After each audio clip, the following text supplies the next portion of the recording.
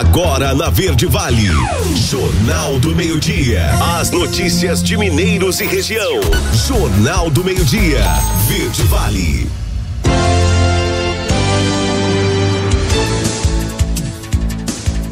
Meio-dia e 13, olá, ótima tarde para você. Estamos começando pela Verde Vale FM, uma emissora do Sistema Verde Vale de Comunicação. Mais uma edição do Jornal do Meio-Dia. Hoje é quinta-feira, 24 de março de 2022. Redação e apresentação Wesley Pereira e Daliano Oliveira. Vamos aos destaques dessa quinta. Prazo para tirar o título de eleitor para todos que tenham 16 anos até o dia da eleição vai até o dia 4 de maio. Classificado, Brasil volta ao Maracanã para defender invencibilidade. China suspende importação de carne bovina de JBS de Mozarlândia. Parcelamento do IPVA. Goianos poderão pagar o imposto em até 10 parcelas. PIS/PASEP, novo lote do abono salarial é liberado nesta quinta-feira. Milho segue desvalorizado na Bolsa Brasileira, enquanto o dólar ainda recua nessa quinta. Servidores federais de Goiás e de mais 3 estados são alvo de operação contra fraudes em concursos.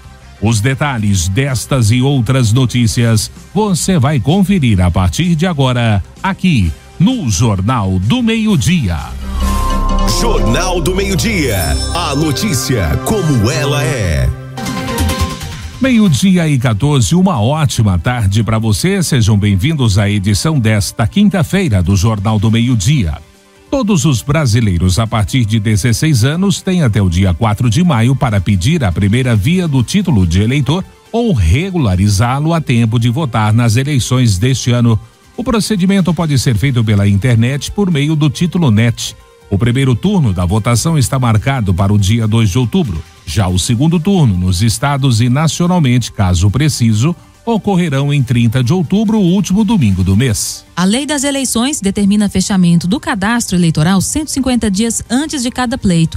Nesse período, as pessoas podem resolver pendências como transferência de domicílio eleitoral ou outras decorrentes de ausência ou justificativa nas 3 últimas eleições. Para regularizar a situação do título de eleitor ou retirada da primeira via do documento da Liana, devem ser solicitados pelo sistema Título Net no portal do Tribunal Superior Eleitoral. Será preciso anexar documento oficial com foto, comprovante de residência, comprovante de pagamento de débito com a Justiça Eleitoral e comprovante de quitação do serviço militar.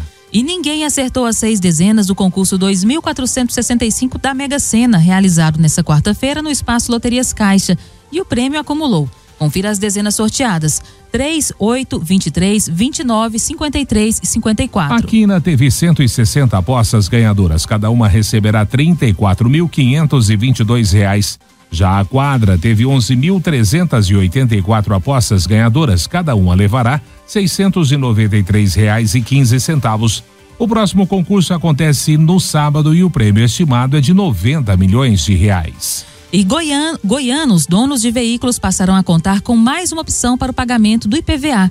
A Assembleia Legislativa de Goiás aprovou em segunda votação projeto de lei que determina que o pagamento do IPVA possa ser feito em até 10 parcelas. Agora a matéria segue para a sanção do governador Ronaldo Caiado. O projeto foi apresentado pelo deputado Henrique Arantes, do MDB, que é da base governista. Por isso, a expectativa é que a matéria seja sancionada em breve. E de acordo com o projeto aprovado pela Alego, o parcelamento visa minimizar o impacto da crise econômica agravada pela pandemia de Covid-19, bem como da recente alta nos preços de veículos usados, que elevou o valor do imposto. Atualmente, o valor só pode ser dividido em 3 parcelas antes da data final, prevista de acordo com o último número da placa do veículo. Jornal do Meio-Dia. Meio-dia e 17, vamos a Goiânia conferir o boletim da PRF, a Polícia Rodoviária Federal, nas últimas 24 horas nas rodovias federais que cortam o estado de Goiás. Vamos falar com o inspetor Nilton Moraes. Boa tarde aos ouvintes da Verde Vale, especialmente ao Jornal do Meio-Dia. Nas últimas 24 horas, a Polícia Rodoviária Federal registrou 5 acidentes que deixaram 7 pessoas feridas e 2 mortes nas rodovias que cortam o estado de Goiás. O acidente fatal aconteceu na madrugada de ontem na BR-070, próximo a Nagaças, em uma colisão que envolveu um Cobalt, Chevrolet Cobalt e um ônibus. 2 rapazes de 30 e 32 anos de idade que estavam no carro, não usavam cinto de segurança, acabaram batendo de frente o carro com um ônibus e não resistiram aos ferimentos e morreram no local. Em relação às autuações, quase 1.000 motoristas autuados no dia de ontem, sendo que 19 deles foram flagrados utilizando o celular na direção. É uma infração séria, grave, 7 pontos na carteira, que pode tirar a atenção do motorista e fazer com que ele se envolva em acidentes. Portanto, redobre a atenção. 15 pessoas foram detidas por crimes diversos. Inspetor Newton Moraes, da Polícia Rodoviária Federal em Goiás, para o Jornal do Meio-Dia. E voltando, falando de esporte, nessa quinta-feira, a partir de 8:30 da noite, a seleção brasileira se reencontrará com um palco de muitas alegrias e algumas tristezas. O estádio jornalista Mário Filho, o Maracanã. O duelo será contra o Chile, que, ao contrário do Brasil, ainda não tem vaga garantida para o Mundial no Catar. Para o penúltimo jogo das eliminatórias, o técnico Tite fará alguns testes no time que começará a partida. Neymar deve atuar como falso 9, com Vinícius Júnior e Antony sendo atacantes pelos lados. Um ataque sem referência fixa na área, porém com muita mobilidade. Outra novidade na escalação inicial pode ser Guilherme Arana na lateral esquerda. Destaque do Atlético Mineiro nas conquistas recentes, torcedores têm cobrado a presença do jogador entre os 11 iniciais. Sexto colocado e com risco de ficar de fora da Copa do Mundo pela segunda vez seguida, o Chile não tem muita alternativa a não ser vencer. O fato de chilenos precisarem vencer pode complicar o jogo para o Brasil, mas a necessidade de procurar a vitória pode deixar o jogo mais aberto. No momento, a seleção chilena está a 2 pontos do Peru, quinto colocado, posição que não garante vaga direta para a Copa do Mundo, sendo necessário disputar a repescagem. Já com relação ao Uruguai, o quarto colocado, a diferença é de 3 pontos. Chile e Uruguai se enfrentam na última rodada em Santiago. E no agronegócio, a China informou a suspensão por meio da Administração Geral de Alfândegas daquele país da importação de carne bovina da JBS na cidade de Mozarlândia, aqui em Goiás. Segundo o comunicado emitido na última quarta-feira, a interrupção nas compras começou ontem, quinta. O texto não informa quando ocorrerá a retomada dos negócios ou os motivos que levaram à suspensão. No dia 12 de março, a GAC já tinha suspendido as importações de carne da mesma unidade por uma semana. Na época, também não houve explicações. Desde 2020, a China interrompe compra de frigoríficos de vários países por maior controle sanitário. Os motivos seriam a pandemia. A informação é do jornal Valor Econômico. Jornal do Meio-Dia. Agora, na Verde Vale, os comentários de Alexandre Garcia. Bom dia. Ontem o ex-governador Geraldo Alckmin, do PSDB, assinou ficha com o PSB, tirou o D de democrata, Partido Socialista Brasileiro, para acompanhar Lula na chapa 13, a presidência da República, para ser o vice de Lula, ele que foi adversário de Lula a vida toda. A deputada também do PSB, Tabata Amaral, fez uma declaração na rede social dizendo que lamenta que a terceira via não tenha decolado, porque o Brasil não suporta uma polarização.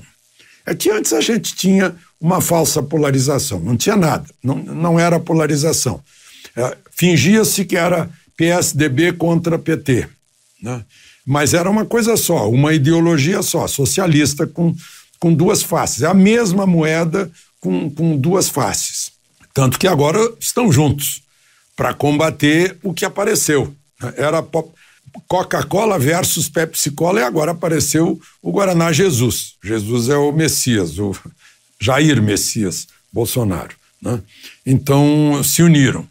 E enquanto isso o presidente Bolsonaro estava em Quixadá, andando de garupa numa moto de lá, com um jovem de lá, sendo saudado pela população, quando já se sabe que o vice dele, eu já contei para vocês, é o general Braga Neto. Ele disse que não é para angariar votos, porque o general Braga Neto não é político, não é para angariar votos, mas é para garantir governo, governabilidade, garantir o governo. É o respaldo, né? Costas quentes, garantia de pessoa de confiança, discreto, amigo de sempre, né? E com força, com poder. literalmente. Hoje ele é ministro da Defesa até se desincompatibilizar no fim do mês. Bom, e Deltan Dallagnol foi condenado por 4-1 na 4ª turma do Superior Tribunal de Justiça a pagar 75 mil de indenização para Lula, porque ele fez aquele PowerPoint demonstrando como funcionava a Lava Jato, né? Ele teve uma surpresa hoje de manhã, porque a mulher dele foi abrir a conta no celular, no aplicativo do banco, e viu a entrada de muitos créditos de gente que descobriu o CPF dele e está mandando Pix para ajudar a pagar a indenização. Essa é a reação do público tentando fazer justiça, né? Embora tenha servido para alertar o Ministério Público sobre manifestações espetaculosas antes de a pessoa ser condenada, o Ministério Público denuncia, né? E no caso ele estava denunciando, ele não estava condenando, mas enfim, serve de lição, né? Eu até imagino o Ministério Público hoje está eivado de militâncias por aí, né? É como se lá nos Estados Unidos uma corte superior liberasse Al Capone e condenasse Eliot Ness a indenizá-lo, né? É mais ou menos isso que está acontecendo. Agora eu fico preocupado porque os corruptos que devolveram mais de 6 bilhões que o Ministério Público conseguiu pegar de volta de desvios da Petrobras podem entrar na justiça e pedir um estorno.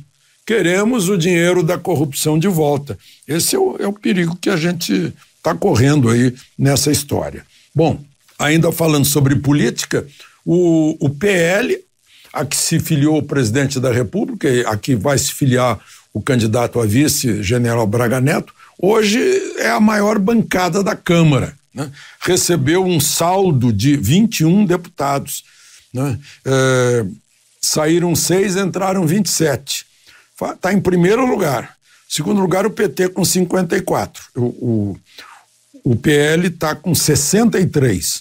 E União Brasil, que era o maior, passou a terceiro lugar. Quarto lugar, o PP, ganhou mais 8. O Republicanos ganhou mais 8, também tem 40. Ou seja, partidos que apoiam o presidente da República. Agora, é interessante, eu vi que a Rede, que é esse partido que faz barulho no Supremo, está confirmando a teoria do presidente Supremo, o ministro Fux, que diz que partido que não tem voto em plenário usa o Supremo como seu braço. A Rede tem um deputado e um senador. Bem barulhento, aliás. De Brasília, Alexandre Garcia. Você ouviu os comentários de Alexandre Garcia. Oferecimento. O Centro de Diagnósticos de Mineiros tem realizado grandes investimentos em modernização, garantindo alta tecnologia em imagem, com equipamentos de última geração para sua maior segurança e tranquilidade. Corpo clínico altamente especializado. No Centro de Diagnósticos, você conta com tomografia computadorizada, ressonância magnética de alto campo, mamografia 100% digital, densitometria óssea e Doppler fluxometria. Centro de Diagnósticos de Mineiros, sempre presente excelência em atendimento e qualidade técnica. Agende seu horário 64-3661-1799 ou pelo WhatsApp 64-99951-9680. Acesse o nosso site www.cdmineiros.com.br. 12:26, primeiro intervalo do Jornal do Meio-Dia desta quinta-feira, e já vamos destacar para você PIS/PASEP 2022. Novo lote do abono salarial está sendo liberado nesta quinta-feira. Servidores federais de Goiás e mais 3 estados são alvo de operação contra fraudes em concursos. Não saia daí, voltamos já, trazendo todos os detalhes destas e outras notícias. Jornal do Meio-Dia. 12:29, já estamos de volta com o Jornal do Meio-Dia. Trabalhadores do setor privado, nascidos em outubro, e servidores públicos com final de inscrição 9 recebem nesta quinta-feira o abono salarial PIS/PASEP referentes ao ano base 2020. Os beneficiários podem sacar o dinheiro até o dia 29 de dezembro. Tem direito ao abono salarial da Liana quem recebeu em média até 2 salários mínimos mensais com carteira assinada e exerceu atividade remunerada durante pelo menos 30 dias no ano base de pagamento. É preciso ainda estar inscrito no PIS/PASEP há pelo menos 5 anos e ter os dados atualizados pelo empregador na relação anual de informações sociais. O calendário de recebimento leva em consideração o mês de nascimento para trabalhadores da iniciativa privada e o número final da inscrição para servidores públicos. O PIS é destinado aos trabalhadores do setor privado e é pago na Caixa Econômica Federal. O PASEP é pago para servidores públicos por meio do Banco do Brasil. E aqui em Goiás, servidores públicos suspeitos de envolvimento em fraudes em concursos públicos de órgãos federais são suspeitos de uma operação deflagrada na manhã de hoje pela Polícia Civil do Distrito Federal. Estão sendo cumpridos 25 mandados de busca e apreensão em Goiás, Minas Gerais, Ceará e Distrito Federal. Os investigados são servidores do Instituto Nacional do Seguro Social, INSS, da Agência Nacional de Transporte Aquaviários, Ministério Público da União, Defensoria Pública da União e Ministério das Cidades. Eles teriam ingressado nos quadros de funcionários dessas instituições em concursos realizados entre 2015 e 2017. Essa é a 8ª fase da Operação Panoptis, em curso desde 2016, quando membros de um grupo criminoso, entre eles funcionários de bancas examinadoras, foram presos e depois condenados por fraudar o resultado das seleções. Durante esse período foram investigados pelo menos 70 suspeitos de participação no esquema. Os nomes dos investigados não foram divulgados, uma vez que as investigações ainda estão em curso. Caso sejam denunciados, os envolvidos poderão responder por fraude a certame de interesse público, além de organização criminosa, falsificação de documento público e corrupção ativa. Jornal do Meio-Dia. 12:31, Procon Goiás vai penalizar planos de saúde que não atendem crianças autistas. Vamos conferir os detalhes desta matéria de Juliana Carnevale. Em Goiás, há mais de 600 crianças na lista de espera pela autorização de planos de saúde para início do tratamento do transtorno do espectro do autismo, TEA. Essa espera já se arrasta por mais de 5 meses em alguns casos. Diante dessa situação, o novo superintendente do Procon Goiás, Levi Rafael Cornélio, recebeu representantes do grupo Mães em Movimento pelo Autismo, que estão enfrentando dificuldades para receber o tratamento terapêutico adequado para os seus filhos por parte de alguns planos de saúde. Segundo o relato das mães, além de não conseguirem acesso à terapia intensiva, elas contam que quando finalmente surge a vaga, os planos de saúde não cumprem a carga horária ideal para o tratamento capaz de contribuir para o desenvolvimento dos pacientes. Essa carga horária é prescrita pelos médicos assistentes nos laudos de diagnóstico. Outro problema é que muitas vezes os profissionais não são especializados em análise comportamental, ou seja, não são devidamente capacitados para exercer a função. A demora no tratamento, que é considerado emergencial, acarreta a regressão dessas crianças. Após o relato das mães representantes do grupo Mães em Movimento pelo Autismo, o superintendente Levi Rafael Cornélio assumiu o compromisso de tomar uma medida efetiva no que diz respeito à lei. Segundo ele, o Procon Goiás vai fiscalizar o cumprimento de uma resolução normativa da Agência Nacional de Saúde Suplementar, que impede o limite de cobertura dos planos de saúde para o tratamento com uma equipe multidisciplinar e penalizar os planos de saúde que vêm desrespeitando a legislação. De Goiânia, Juliana Carnevale. E voltando falando de esporte mais uma vez, o Grêmio está na final do Campeonato Gaúcho pela 5ª vez consecutiva e vai buscar o pentaestadual contra o Ipiranga nos 2 próximos sábados. Mesmo com a derrota por 1-0 dentro da arena, eliminou o Inter pela 6ª vez consecutiva, um recorde na história tricolor.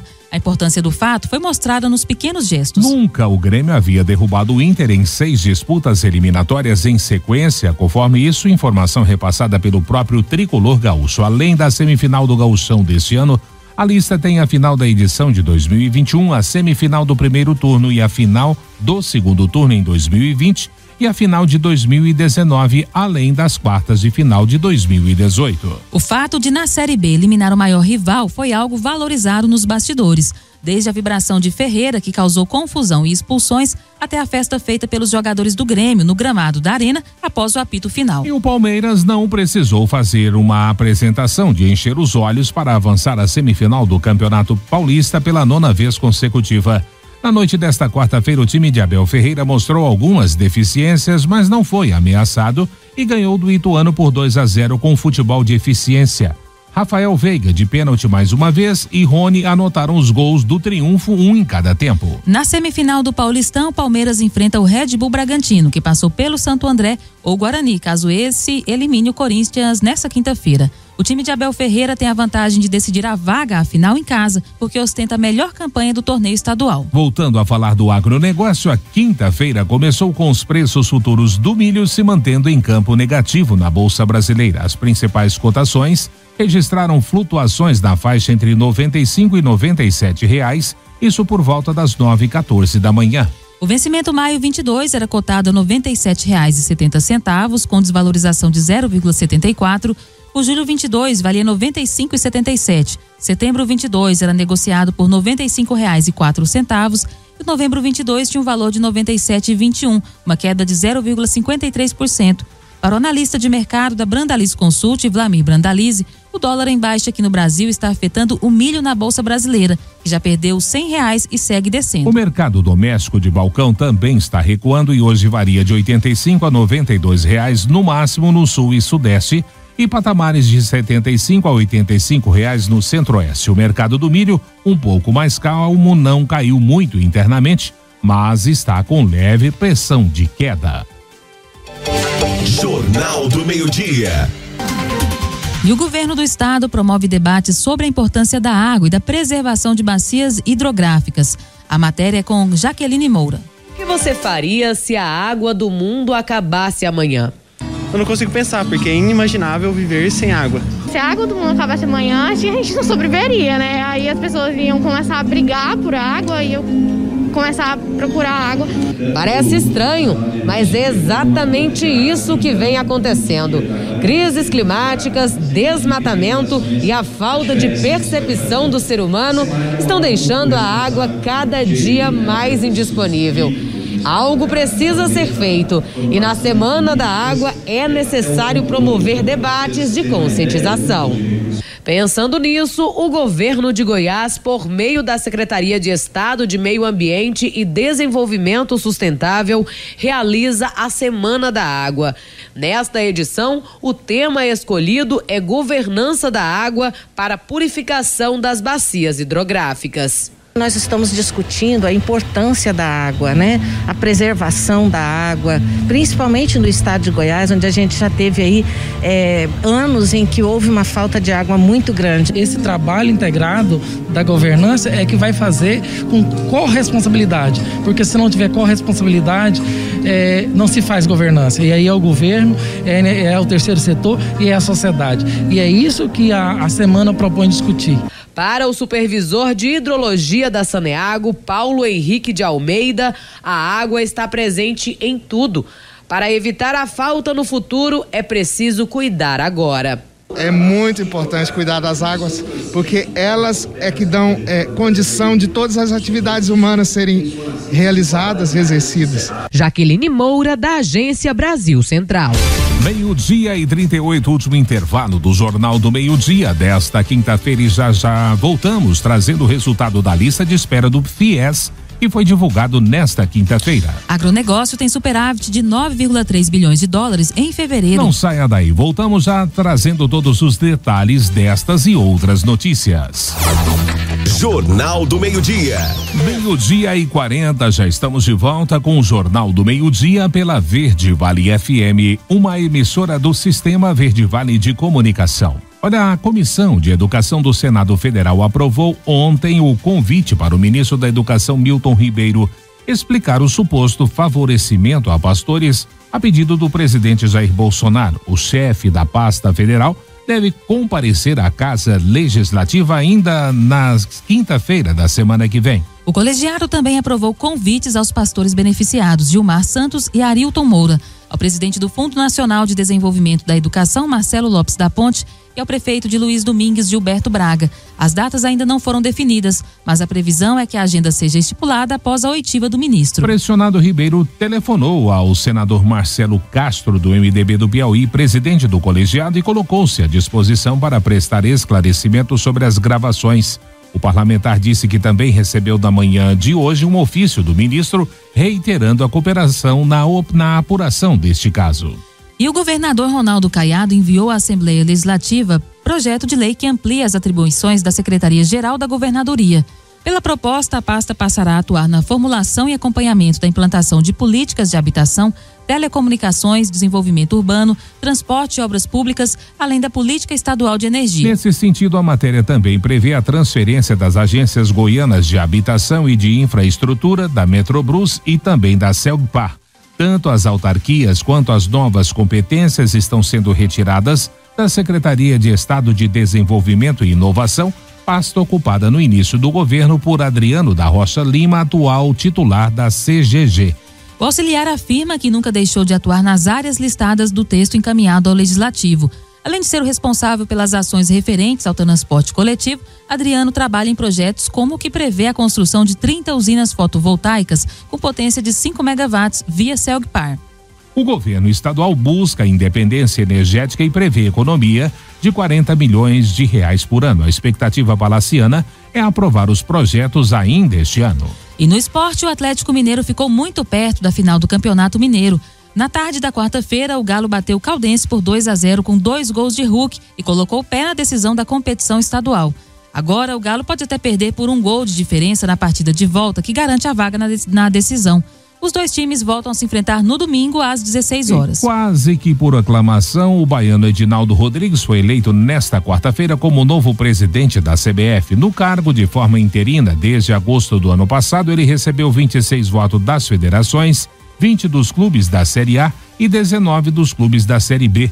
A Federação Alagoana e a Ponte Preta foram os únicos que não votaram. Eleito, Edinaldo prometeu mudanças na CBF a partir de agora. Não vamos sair numa caça às bruxas, mas vamos melhorar o futebol brasileiro, é o que afirmou ele. Entre as mudanças, prometeu não se opor à criação de uma liga de clubes e à venda de um helicóptero que está em nome da entidade, que é visto como regalia. E o Iporá vendeu caro, mas o Goiás está de volta à final do Campeonato Goiano. O time esmeraldino perdeu para o Lobo Guará por 3-2 na noite desta quarta-feira e confirmou vaga na decisão para enfrentar o Atlético Goianiense.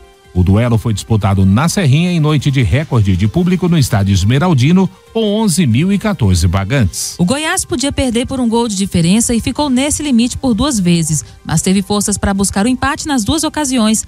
No último lance, aos 49 minutos, o zagueiro Lídio fez um gol de cabeça e encerrou a série invicta do Goiás, que durava 13 jogos. Mais uma vez, falando do agronegócio, o Instituto de Pesquisa Econômica Aplicada, o IPEA, divulgou ontem os dados de fevereiro de 2022 do comércio exterior do agronegócio brasileiro. O Brasil registrou um saldo positivo de 9,3 bilhões de dólares no mês. As exportações fecharam fevereiro em 10,5 bilhões de dólares, um aumento de 64,5% na comparação com fevereiro do ano passado. E o valor das importações foi de 1,2 bilhão de dólares, aumento de 2% na mesma comparação. A alta no mês é justificada em parte devido à forte elevação de preços internacionais das principais commodities da pauta exportadora brasileira. O preço internacional da soja e do milho estão próximos das máximas históricas. Como resultado, em fevereiro, o valor mensal das exportações ficou acima do registrado em qualquer mês de 2019 e 2020. A alta dos preços internacionais da carne bovina e a demanda aquecida devem contribuir para a manutenção dos altos valores das exportações desse produto este ano. Já a exportação de carne suína foi impactada pela queda nos preços internacionais, motivada pela redução das importações chinesas, país em que este rebanho tem apresentado recomposição. Em fevereiro, os envios de carne suína brasileira para a China caíram 48% em relação a fevereiro do ano passado. A queda, que foi parcialmente compensada pelos demais destinos, todavia fechou com o volume exportado 12,7% inferior ao de fevereiro passado. Jornal do Meio-Dia. 12:46. Resultado da lista de espera do FIES é divulgado nesta quinta-feira. Vamos conferir os detalhes desta matéria de Rafaela Soares. Os pré-selecionados que estão na lista de espera no Fundo de Financiamento ao Estudante do Ensino Superior, o FIES, vão ter acesso ao resultado entre esta quinta-feira até o dia 4 de maio. A lista é divulgada no portal único, o www.acessounico, tudo junto, sem acento, .mec.gov.br. O FIES oferece oportunidades de financiamento para cursos de níveis superiores em instituições particulares. A bacharel em Direito, Lissa Brandão, concluiu o curso com o apoio do programa. Se eu não tivesse conseguido financiamento total, eu não teria continuado a faculdade, pois na época meus irmãos estavam quase nascendo e a situação em casa não estava fácil. Para conseguir a vaga, o estudante deve ter feito alguma edição do Enem a partir do ano de 2010, com uma nota mínima de 450 pontos, e não ter zerado a redação. Além disso, ele não pode estar matriculado em nenhum curso de graduação ou pós-graduação à distância. Segundo a educadora Carla Maria, o programa é uma maneira de dar uma oportunidade ao acesso do ensino superior para mais pessoas. É uma maneira da gente dar oportunidade igual para quase todas as pessoas. E aí, eu como educadora vejo isso um crescimento tanto na parte de educacional quanto na parte profissional também. São pessoas que entram no mercado de trabalho já com uma consciência de trabalhar para a sociedade. São elegíveis para o programa pessoas com renda familiar entre 3 e 5 salários mínimos. Mas, nesse ano, a novidade é para quem tem renda per capita inferior a 3 salários mínimos, com o lançamento de um contrato com taxa zero de juros. Para o FIES, o estudante tem parte ou valor total da mensalidade paga por uma instituição bancária. Depois de se formar, o estudante tem um prazo para pagar o empréstimo. Reportagem Rafaela Soares. O Jornal do Meio-Dia estará de volta amanhã. Boa tarde.